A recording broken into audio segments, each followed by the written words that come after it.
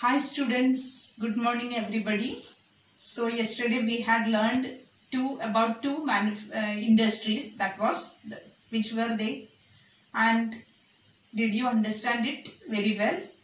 So the two industries which we had learned about, jute and cotton, which were agro based. The same, one more example, that is sugar industry. It is also one of the agro based industry. In this sugar industry, we have to study in detail about it. Sugar we get from the sugar cane, right? And in the sugar production, India stands second in the world. So which country would be the first in the production? You find it out, okay? That's your work. So find out which country produces more sugar in the world. Okay. Next, that sugar production in India, it is second place in the world.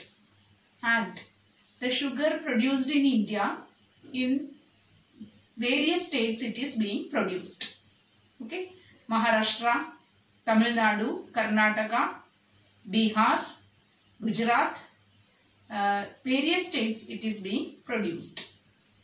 The thing is that sugar cane, it is bulky, and when it is transported or in haulage, it reduces its sucrose content. The problem of this industry, that is, when it is transported, sugarcane is transported to the sugar mills, its sucrose content reduces. So in commercial transport, or it is transported to far distance, the sucrose content can be reduced.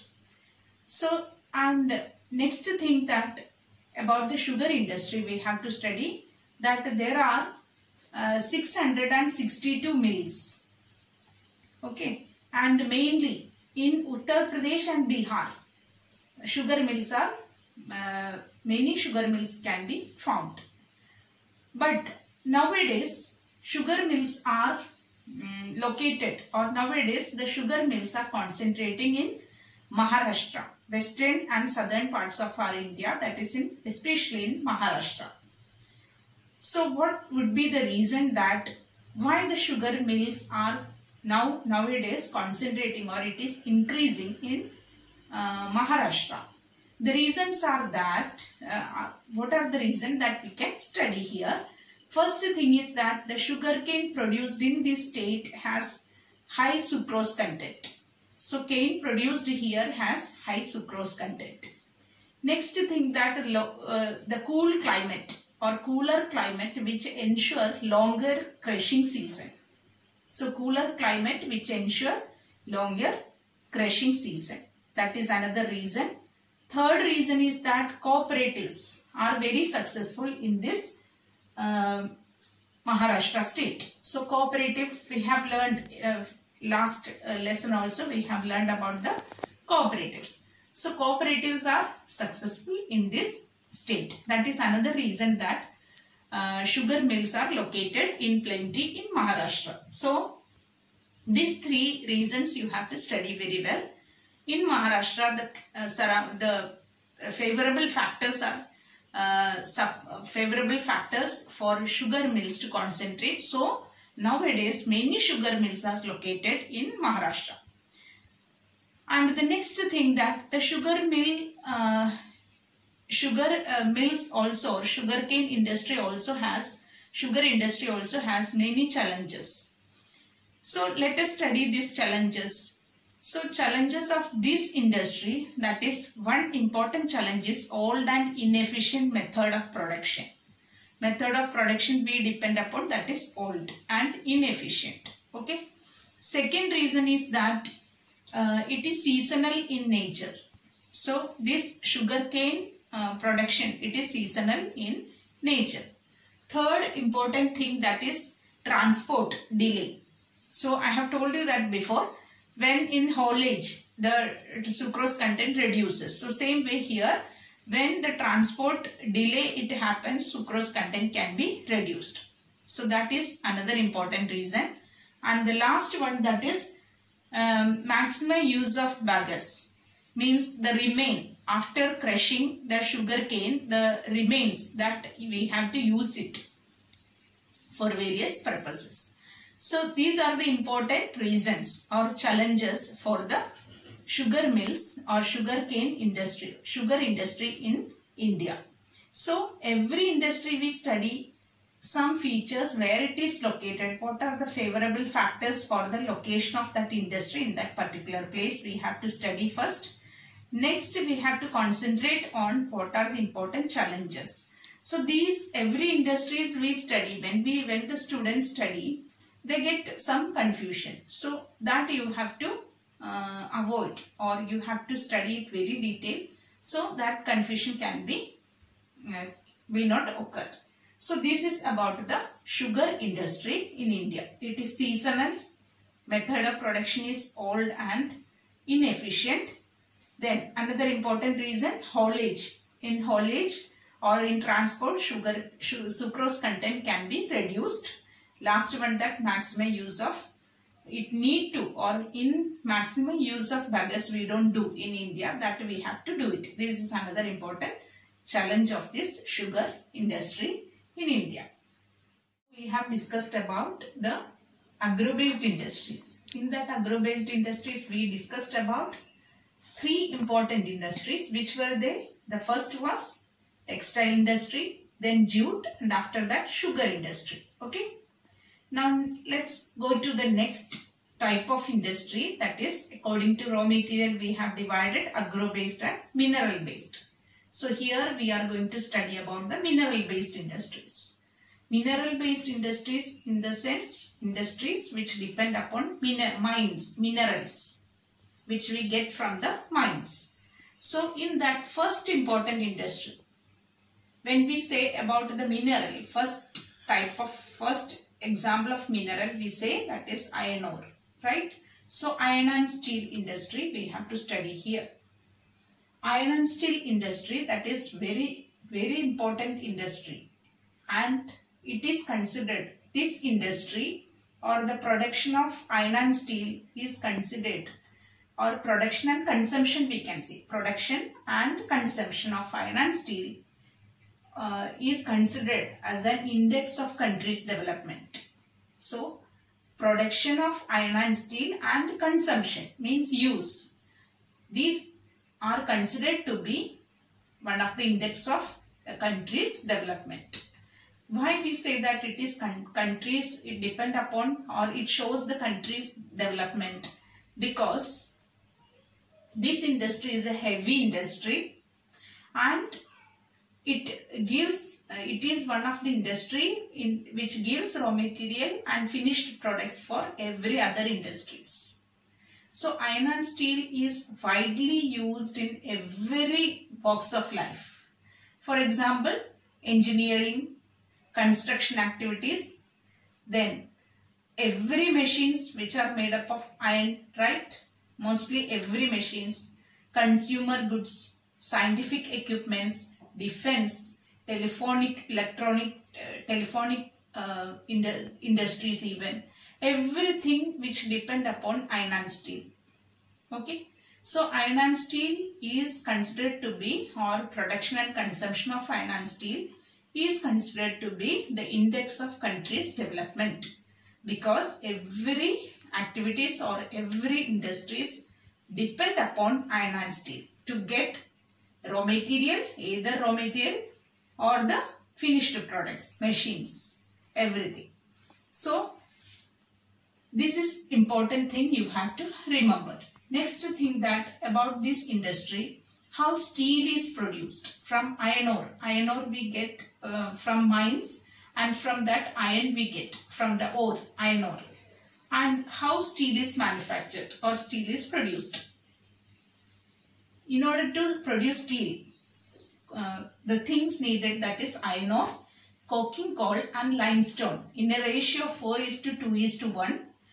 If it is made or if it is mixed, then we get steel. So steel is produced by mixing iron ore, coking coal and limestone in the ratio of 4:2:1. And in order to harden the steel, manganese, some quantity of manganese is also added. So hardening steel, we have to depend upon manganese. These are the things that how steel production is made, or how steel is made, manufactured. Next thing, that in our country, one of the public sector undertaking which market iron and steel in our country, that is SAIL, SAIL, Steel Authority of India Limited. This organization, public sector undertaking which market the steel, iron and steel in India. It is public sector and it is known as SAIL, means Steel Authority of India Limited. So iron and steel is very important mineral based industry.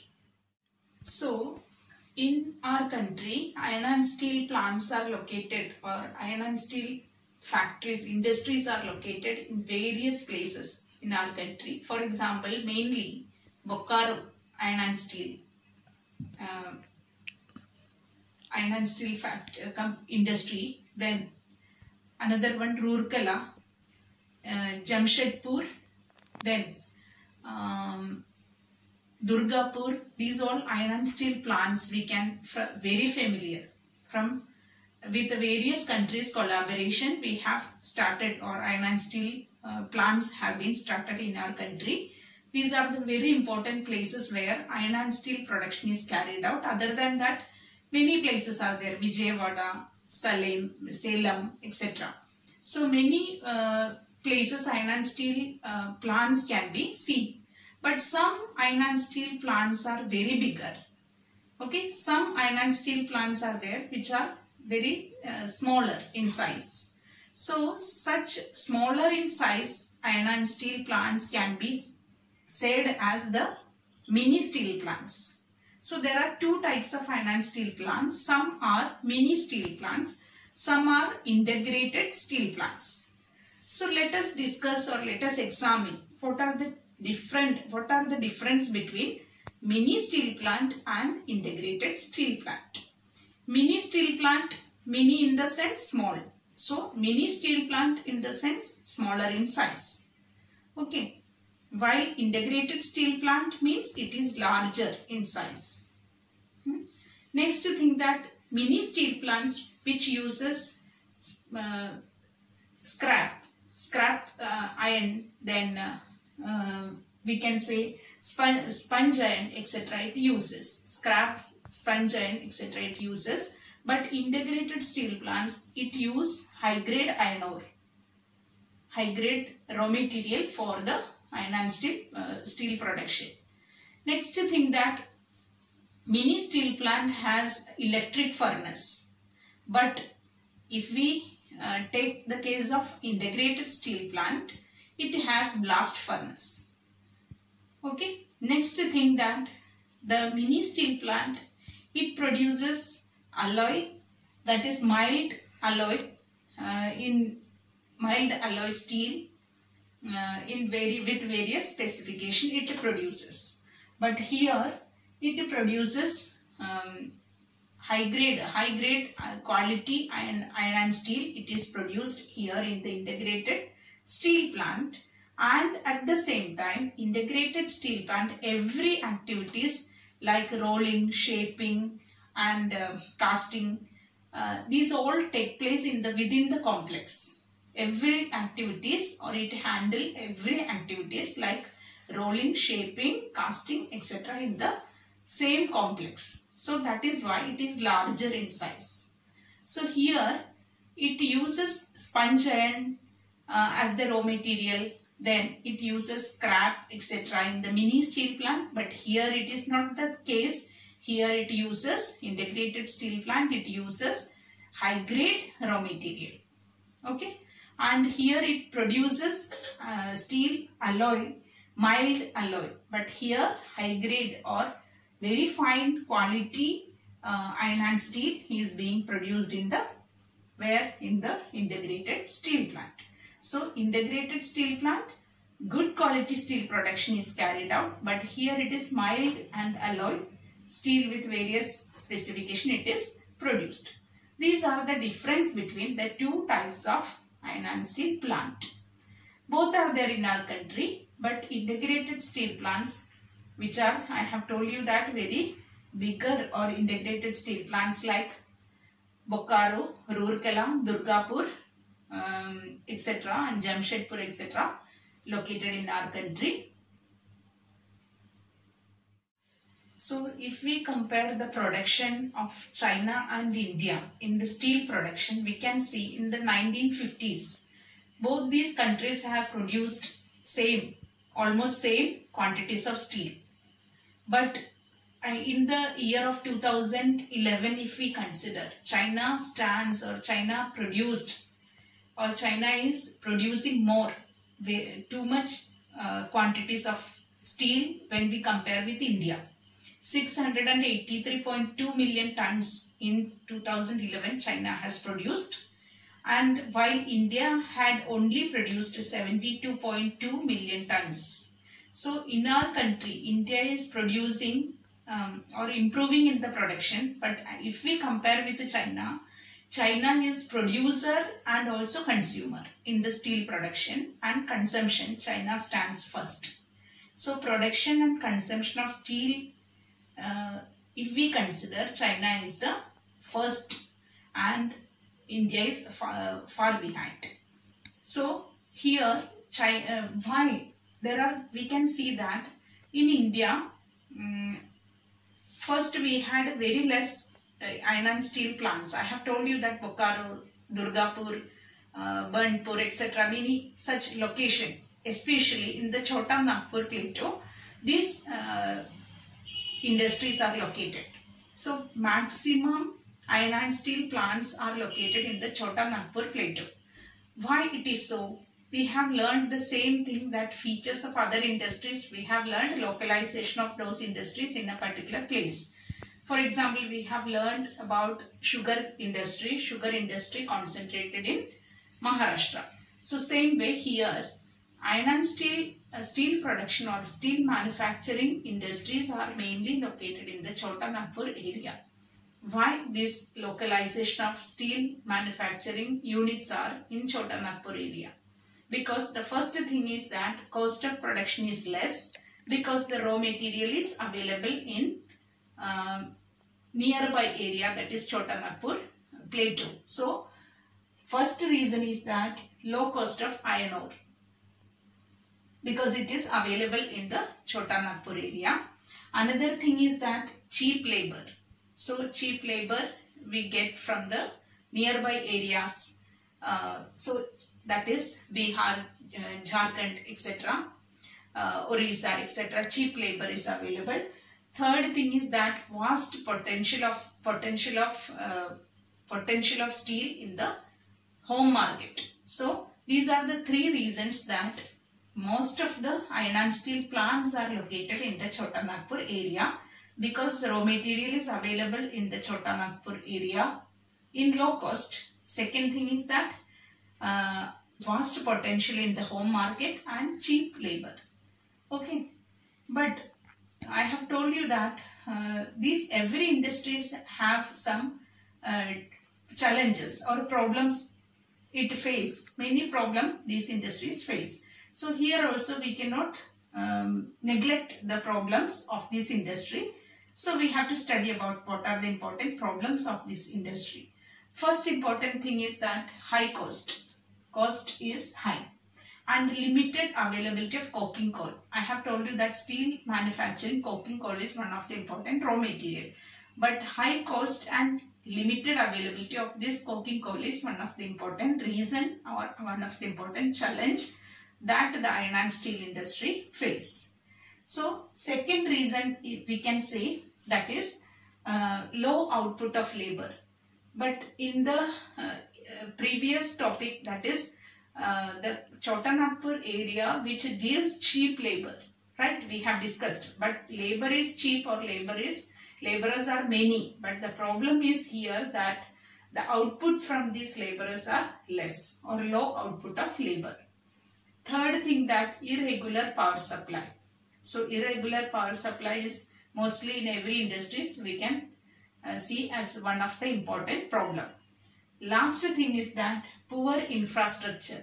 Same problem we have learned in the previous topic also, inefficient and old methods of production. Same way, here poor infrastructure is one of the reason for, or one of the important challenge for this industry too. So these are the important challenges we have to put forward for the iron and steel industry. What are they? First, that I have told, high cost and limited availability of coking coal. Next one, low output of labor. Third thing is that inefficient and poor infrastructure. Then irregular power supply. So these are the things that you have to remember regarding the iron and steel industry.